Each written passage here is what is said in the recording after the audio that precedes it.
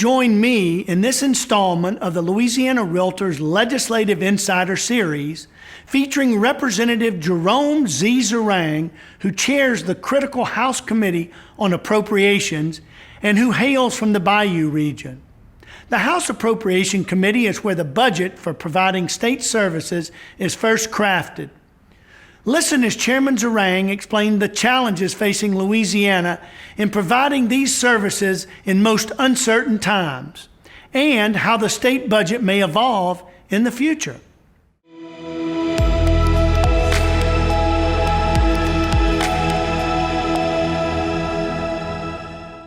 Well, I think the budget and the way we factor funding, overall state funding, and the potential impacts to realtors are important in many respects. If you look at the financial issues that we address on a state level, it's similar to obviously what every local entity or a realtor is looking at in terms of how we're going to increase business or sustain business. It's all about the economy, frankly.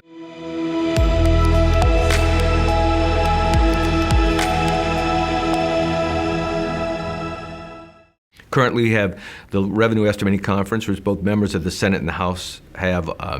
Members sit on the conference. We also have economists, both from the House and the administration, who sit and, based upon projections and economic factors, predict and determine what the budget will be. You know, the unfortunate reality is no one has ever dealt with something like this pandemic before, and the factors that they're using to assess and project what the economy will be are based on things that no one has ever used or were able to use, and how we're going to factor that in.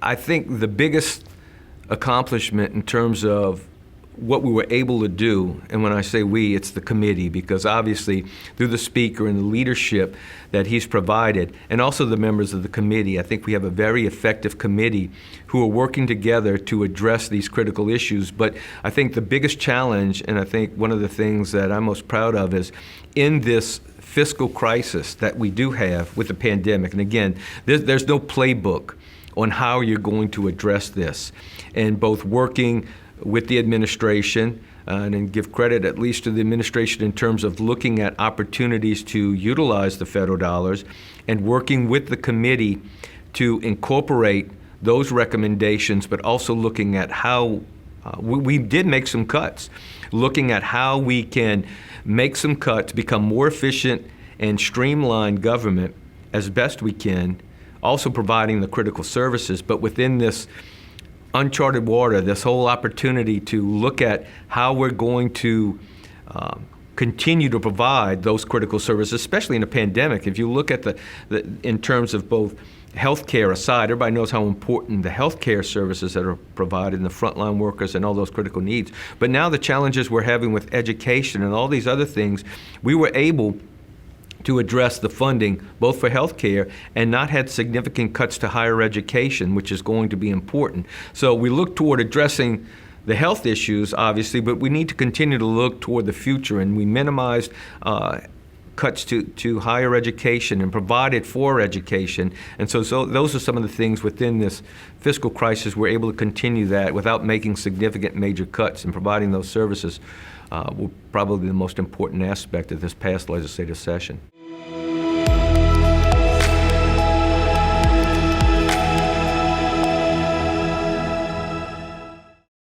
Well, the biggest problem we have in Louisiana in regard to budgeting is how the budget is structured and what are our opportunities to affect the change within the budget. There are very limited opportunities to offset deficits, primarily because of the fact that if we do have to make cuts, the way the budget is structured, there are dedications, both statutory dedications and constitutional dedications, of which primarily come off the top. They fund those first. And if you look at the amount of the budget of which the legislative body says grace over, it's limited.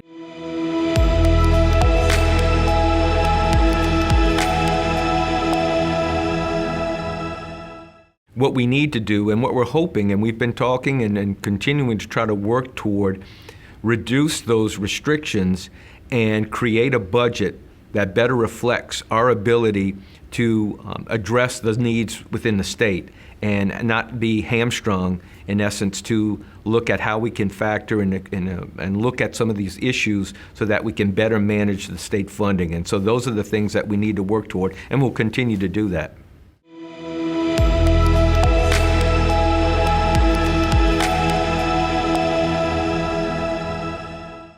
Just recently, the Revenue Estimating Conference met, and it appears that based upon the current projections, that we will probably have close to a $600 million deficit in this coming fiscal year when we go into session in April, if things do not change. This is just projections, and they're based on the economists' projections. But they do anticipate that Congress will come back with another tranche of money, and hopefully with some flexibility, and allow for the opportunity for the state to use it in various ways and not have as many restrictions as was previously attached to the other dollars.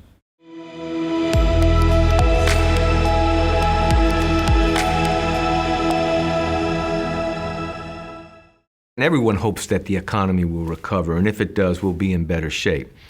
But the projections are, and the economists are looking at the potential for a deficit. And everybody talks about the new normal and this whole reaction to COVID. The Revenue Estimating Conference does a really good job in projecting revenue for the state. And y'all are realtors, you know if you could have the nicest house, but unless you do the maintenance on it, ultimately it's going to be in disrepair and you're going to have some issues. Well, essentially that's the same thing with the budget. And unless we either reduce in anticipation of not additional dollars coming in, reduce the services or cut back those services, we're going to have to raise revenue. And right now, no one will talk about raising taxes. So if you're not going to raise revenue, and we can't continue to expect the federal government to continue to bail us out, we are going to have to, and we need to seriously consider looking at those services of which we're going to either have to reduce or not increase to address the anticipated deficits we'll have in the future if things don't change.